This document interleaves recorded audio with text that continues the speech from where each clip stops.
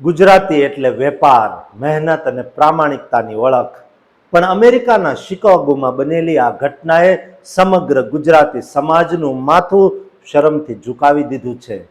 23 વર્ષના શ્રેય પટેલની સિનિયર સિટીઝન્સને ટાર્ગેટ કરીને તેમની જીવનભરની કમાણી લૂંટતી આંતરરાષ્ટ્રીય ગેંગ સાથે સંડોવણીના આરોપસર ધરપકડ કરવામાં આવી છે.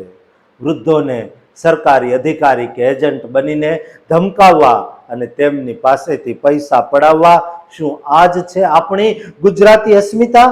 જે સમાજ, દાન, ધર્મ અને સેવા માટે જાણીતો છે, તે સમાજનો એક યુવક વિદેશની ધરતી પર આવા ખરાબ કૃત્યમાં પકડાય તે કેટલું શરમજનક છે. આ ઘટનાથી વિદેશમાં રહેતા લાખો પ્રામાણિક ગુજરાતીઓ પર પણ શંકાની નજરે જોવામાં આવી રહ્યું છે. માત્ર પૈસા માટે માનવતા અને સંસ્કારને નેવે મૂકનાર આવા કૃત્યને સખત શબ્દોમાં વખોડી કાઢી જોવું જોઈએ. આ ઘટના ગુજરાતી સમાજ માટે એક કાળો ડાઘ છે. અમેરિકાના શિકાગો નજીક કેવાની નામનું એક શહેર છે. આ શહેરમાં એક શરમજનક ઘટના સામે આવી છે, જેમાં 23 વર્ષના ગુજરાતી યુવક, જેનું નામ છે શ્રેય પટેલ, તેણે સિનિયર સિટીઝન્સને ટાર્ગેટ કરતી એક છેતરપિંડી ગેંગ સાથે સંડોવણીના આરોપસર ધરપકડ કરવામાં આવી છે. ગુજરાતી સમાજ માટે પ્રામાણિકતા અને મહેનતની ઓળખ વિદેશમાં સ્થાપિત થયેલી છે, ત્યારે એક યુવાન દ્વારા આવા ગુનાહિત કૃત્યમાં ભાગ લેવાના કારણે સમગ્ર સમાજમાં ચર્ચા અને આક્રોશની લાગણી ફેલાય છે. પોલીસ પાસેથી મળતી માહિતી મુજબ શ્રેય પટેલની ધરપકડ પાર્સલ લેવાના બહાને કરવામાં આવી હતી. આ યુવક એક વયોવૃદ્ધ નાગરિક પાસેથી છેતરપિંડીથી પડાવવામાં આવેલા રૂપિયા લેવા ગયો હતો.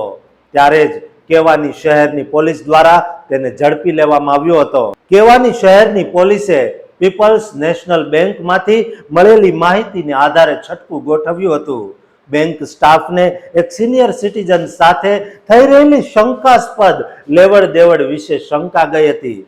પોલીસ દ્વારા જણાવવામાં આવ્યું કે પીડિત વૃદ્ધ મહિલાને ફોન કોલ્સ દ્વારા યુએસ ટ્રેઝરી ડિપાર્ટમેન્ટના અધિકારી હોવાનો ઢોંગ કરનારા લોકો દ્વારા સંપર્ક કરવામાં આવ્યો હતો.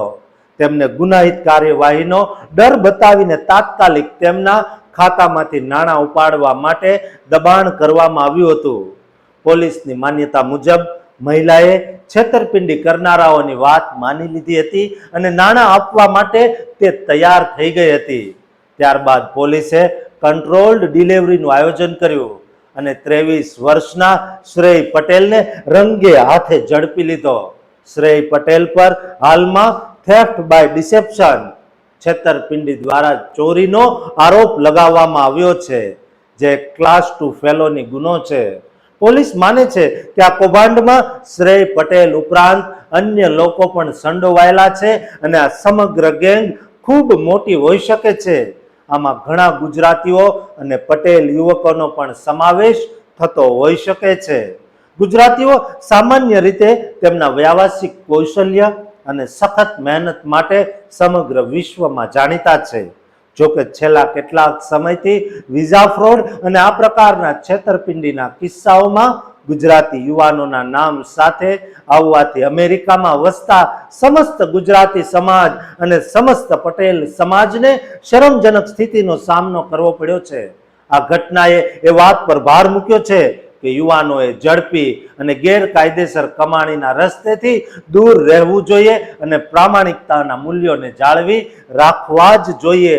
અને એ જ તો આપણા ગુજરાતીની સાચી ઓળખ છે.